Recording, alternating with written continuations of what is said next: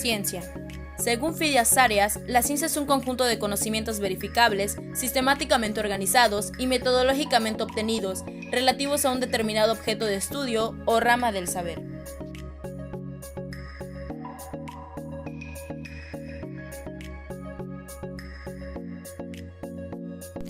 Tipos de ciencia: ciencias humanas, ciencias naturales y ciencias sociales. Las ciencias humanas están estrictamente relacionadas con la forma en que se comportan las personas, sea de forma individual o como ente de una sociedad.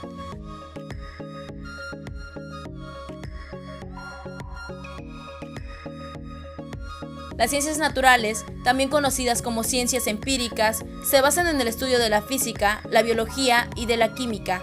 Esta ciencia afirma que el comportamiento humano se limita únicamente en las ciencias científicas, hace uso del método hipotético deductivo y tiene como base la observación de la realidad y de la reflexión racional. Tiene como objetivo general el estudio de la naturaleza, donde se basa el mundo científico. Las ciencias sociales estudian al ser humano y su agrupación con el entorno y los demás seres vivos. Se centran en el estudio de las ciencias políticas, de la sociología y de la economía. Esta ciencia afirma que el comportamiento humano se limita a la forma de expresar probabilidades de investigación deductiva y al mismo tiempo realiza un análisis cuantitativo sobre la constancia en que los acontecimientos pasan.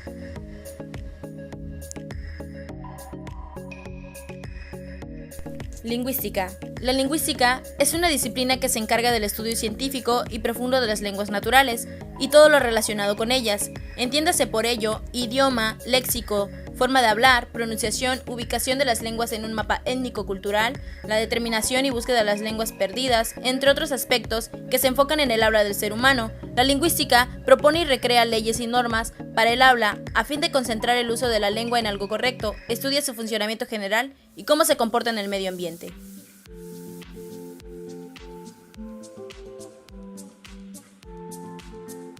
Filología. Se han dado múltiples definiciones de filología, como ciencia histórica que tiene por objeto el conocimiento de las civilizaciones del pasado, mediante los documentos escritos conservados, o estudio de una lengua fundamentado en el análisis crítico de los textos escritos en esa lengua.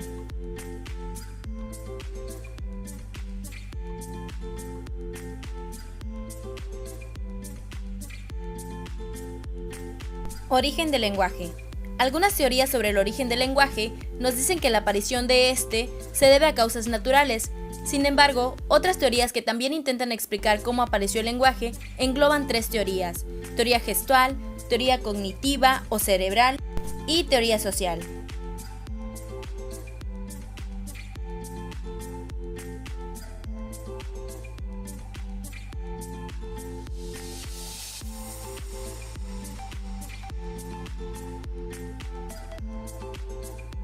Teoría gestual.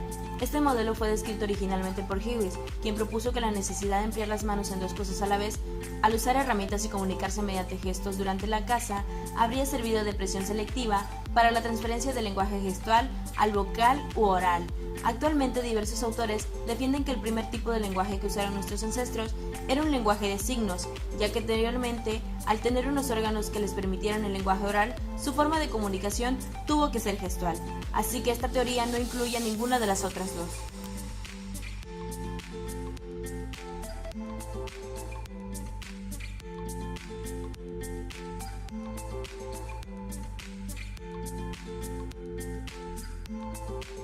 Teoría cognitiva o cerebral. La aparición del lenguaje se reduce a los cambios explicados anteriormente sobre la evolución del cerebro y la laringe. Así pues, la presencia de determinadas áreas cerebrales, como área de Broca y área de Wernicke, la lateralización cerebral y la modificación de la laringe son los elementos necesarios para que surja el lenguaje, independientemente de cualquier otro factor biológico o social.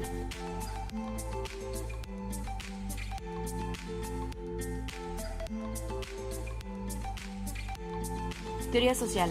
Muchos factores contribuyen a dar un origen social al lenguaje, entre los que destacan el papel del trabajo como una causa que determinó el progreso de la comunicación oral, el hecho de compartir comida que obligaría a actitudes cooperantes y precisaría de un lenguaje para regularlo, la necesidad de la transmisión de conocimientos de padres a hijos, etc. La lengua. idioma que poseemos todos los seres humanos. Es un conjunto de signos lingüísticos que podemos formar, crear y combinar para transmitir mensajes. Características de la lengua. Dentro de la lengua se distinguen dos grandes tipos de lenguas, la lengua oral y la lengua escrita. A continuación, veremos la diferencia entre ellas. La lengua oral es un tipo de lengua de comunicación coloquial que interactúa en el marco del diálogo. Este tipo de comunicación depende estrictamente del contexto. Además, es efímera, es decir, que no es duradera. Sucede en el mismo momento donde se encuentra el emisor y el receptor. Es rápida, directa y espontánea. Utiliza elementos paralingüísticos como gestos y tonos de la voz, al igual que un canal paratextual y auditivo.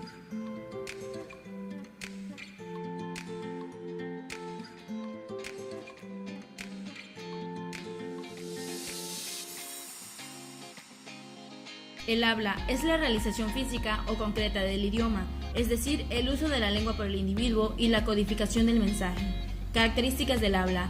No obstante, el carácter tangible del habla no es el único atributo señalado por la lingüística en referencia a esta entidad lingüística. Por ende, existen muchos más destinados a describir su naturaleza y sobre todo su funcionamiento.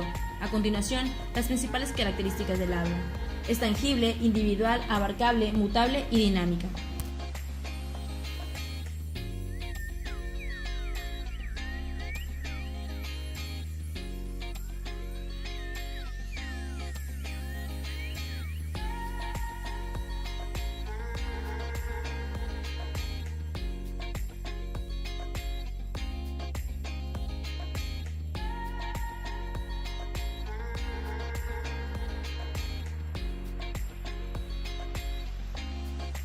Individual. Por otro lado, en el momento en que cada hablante hace uso de la lengua para llevarle a la realidad del habla, deja el plano colectivo para insertarse en el plano de la individualidad, puesto que según señala la lingüística, no se pueden encontrar dos hablantes que tengan la misma forma de hablar.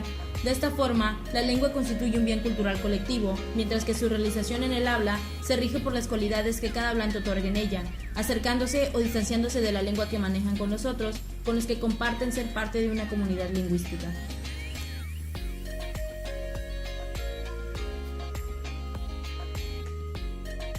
Abarcable. Al ser el habla un atributo o bien algo individual, se convierte también en una dimensión abarcable, ya que es posible tanto que un lingüista logre estudiar y comprender de forma absoluta el habla de algún individuo o incluso de una comunidad, así como que el propio hablante sea consciente de las características que tiene su propia realización de la lengua.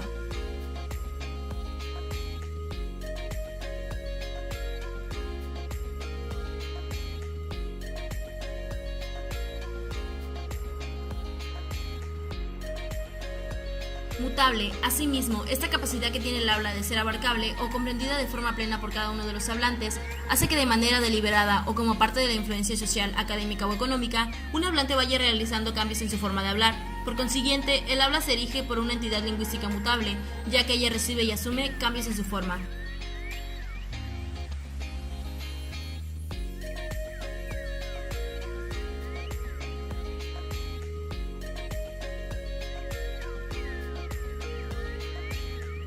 Dinámica. El habla de algún individuo a lo largo de su vida tiene un proceso sometido a gran cantidades de adaptaciones, cambios y modificaciones que hacen que el habla pueda ser entendida igualmente como una entidad lingüística de carácter dinámico.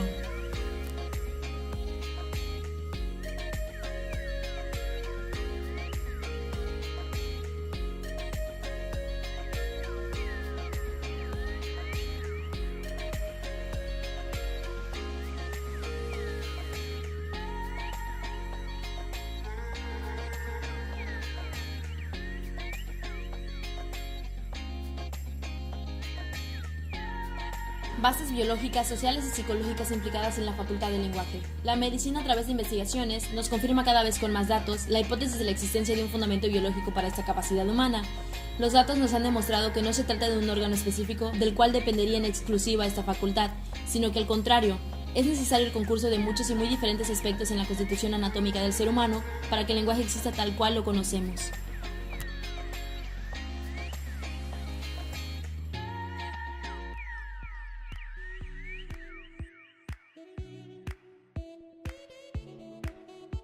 Teoría biológica del desarrollo del lenguaje. Eric Lindenberg nos dice que el ser humano es relativamente inmaduro al nacer, pero con la maduración, los procesos y capacidades cognitivas se diferencian de manera espontánea por los ciertos aspectos del lenguaje que surgen solo durante la infancia. El desarrollo biológico del lenguaje involucra un proceso cognitivo constante de categorización y extracción de semejanzas, donde la función cerebral es un elemento determinante de la conducta lingüística. El lenguaje puede desarrollarse por medio de un proceso de actualización, es decir, por el surgimiento de una competencia lingüística específica.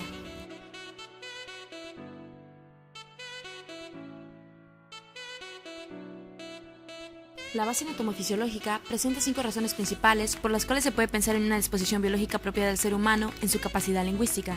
Estas razones son las siguientes: relaciones recíprocas anatómicas y fisiológicas, el orden del desarrollo, la dificultad de suprimir el lenguaje no puede ser enseñado y los principios universales del lenguaje.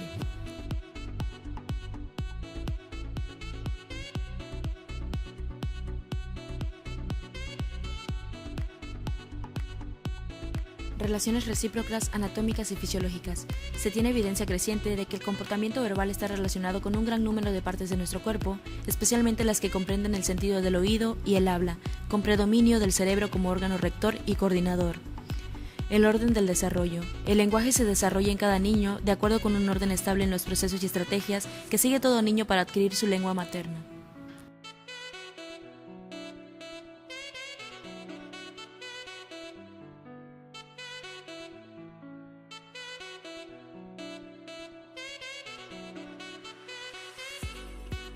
La dificultad de suprimir el lenguaje. La capacidad de adquirir el lenguaje está tan arraigada en la naturaleza humana que ésta aparecerá en cada individuo, aun si debe enfrentarse con obstáculos que harían presumir su supresión.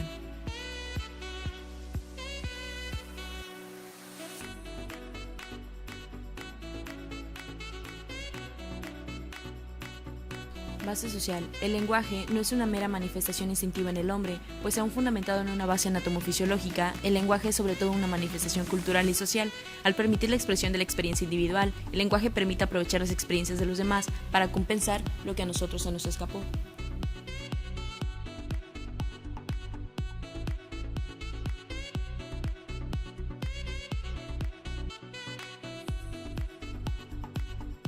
Base psicológica. La investigación en psicología nos ha enseñado que la percepción visual y auditiva es selectiva, es decir, lo que percibimos del entorno llega a nuestros aparatos receptores, pero no todo es asimilado. Lo que nos rodea es mucho más rico de lo que podemos captar.